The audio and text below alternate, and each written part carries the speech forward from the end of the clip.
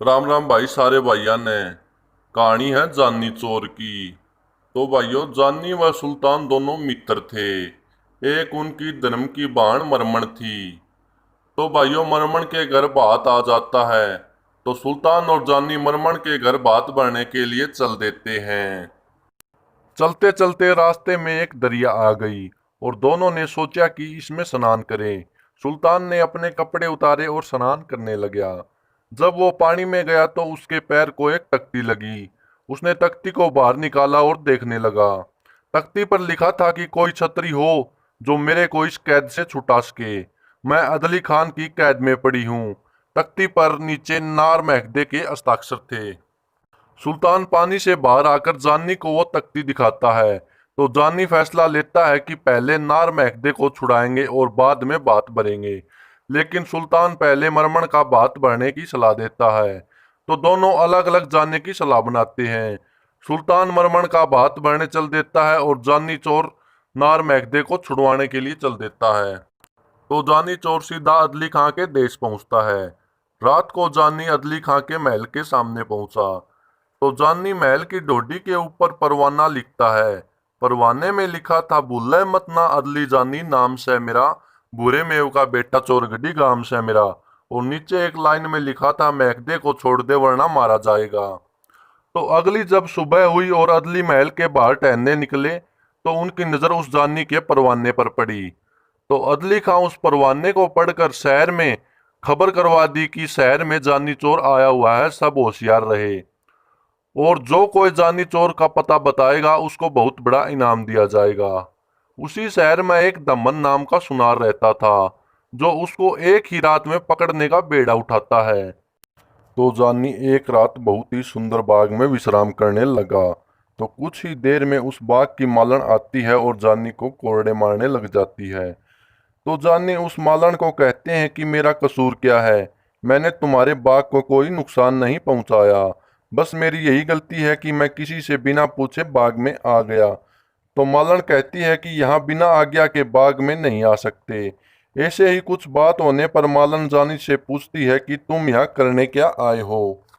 तो जानी कहता है, मैं यहाँ मेरी मौसी से मिलने आया हूँ। तो मालन कहती है, तुम्हारी मौसी का क्या नाम है। तो जानी कहता है, नाम तो पक्का याद नहीं है। तो मालन कहती है, कहीं तुम्हारी मौसी का नाम नथिया तो नहीं है। हाँ, जानी हामी भरता है। और मौसी मालन जानी को उसकी बहन का बेटा गोदू समझकर अपने घर ले जाती है और उसकी सेवा करती है, कहीं ये कोरडे मारने वाली बात मेरी बहन को ना बता दे।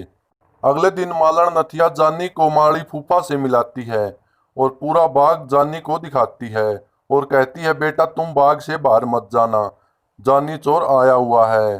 कल बेशक चले जाना क्योंकि दमन सुनार ने जानी को पकड़ने का बेड़ा उठा रखा है और दमन कल जानी को फांसी तुड़वा देगा, फिर तुम्हारा मन हो वहां घुमाना। तो वो जानी अपनी मौसी से पूछता है कि ये दमन कौन है और इसके घर में कौन कौन है। तो मौसी जानी को बताती है कि दमन बहुत बलवान इंसान है। दमन की एक वाइफ तथा एक लड़की है।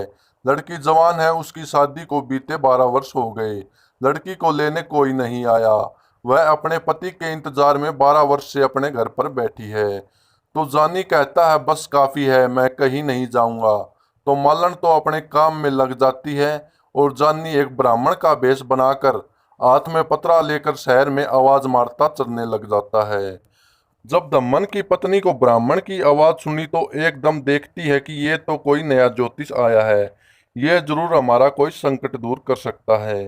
तो दमन की पत्नी जानी से पूछती है कि तुमने कौन सी ज्योतिष विद्या सीख रखी है। तो जानी कहता है, जी चावे जो दक्षिणा दे, करूं काम भलाई का, तेरे प्रश्न का उत्तर दुख न अपनी जाई का। दोस्तों, दमन की पत्नी ने अपने मन की बात जानी ब्राह्मण के मुख से सुनी तो उसका पक्का विश्वास हो गया। यह सब बातें सुनकर उस दमन की लड़की सोना दे की नजर पड़ती है और भागी आती है और कहती है कि आवन का दिन कद का कद करार आवेगा और सच बता दे दादा कद बरतार आवेगा। तो वो जानी ब्राह्मण के भेष में कहता है, मेरी ज्योतिषी कहती है कि आज रात ठीक 12 बजे तेरा पति तेरे पास आ जाएगा, तुम उसके इंतजार में जागती रहना, अगर सोती हुई मिली तो वो देखकर वापिस चला जाएगा। तो जानी रात को ब्राह्मण का वेश उतार कर सुनार का वेश बदल लेता है और दमन सुनार का बटेऊ बनकर चल देता है। तो जानी रात को दमन सुनार के घर के पास इधर उधर डोलने लग जाता है, जैसे कोई बहुत दिन में आया हो, रास्ता भूल गया हो।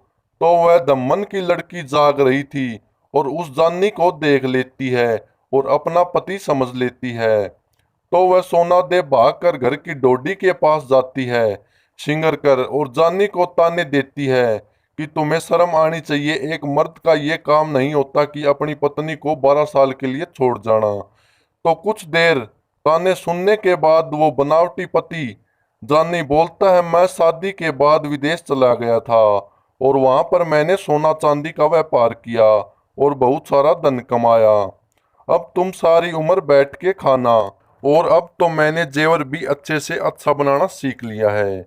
जो पुरानी टूम जेवर हो तो मैं उन्हें एकदम नई बना देता हूँ। अगर तेरी भी टूम पुरानी हो गई है तो मेरे पास ले आ, मैं उन सब को बिल्कुल नई जैसी कर दूंगा और तुम उन्हें पहनकर मेरे साथ चलना। सोना दे ने जितना घर में जेवर था सारा का सारा जानी चोर के सामने लाकर रख दिया और जानी कहता है, अब तुम सो जाओ, मैं इन्हें सुबह तक नहीं बना दूंगा। इतना कहते ही सोना दे और उसकी माँ दोनों ही सो जाती हैं। उनके सोते ही वो जानी चोर सारी जेवर ले जाता है। सुबह हुई तो दमन के घर हाहाकार मच जाता है। दमन को यह पता चला तो दमन समझ गया कि यह जरूर जानी चोर था। वह दमन अदली खां के पास पहुंचा और बताया कि जानी चोर तो मेरे घर को ही लूट के ले गया। अब एक दरोगा जी जानी को 8 पैर में पकड़ने का बेड़ा उठाते हैं। अब जानी को पता लगा कि कोई दरोगा ने पकड़ने का बेड़ा उठाया है। तो जानी रात को 12 बजे एक औरत का वेश बनाकर शहर में घूमने लगता है।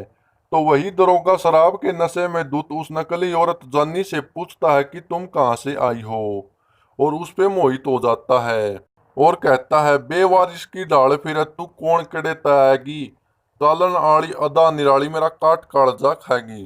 तो जानी औरत के वेश में आगे चलता रहता है और वो दरोगा भी उसके पीछे पीछे आता रहता है। तो थोड़ा शहर से बाहर निकलकर औरत के कपड़े उतार देता है और कहता है, भेष जनाना देख मेरा समझा था मने लुगाई, किसने बहू बनावा दरोगा जानी त्रा जमाई। और जानी चोर दरोगा का सब सामान छीन कर दरोगा को मार देता है।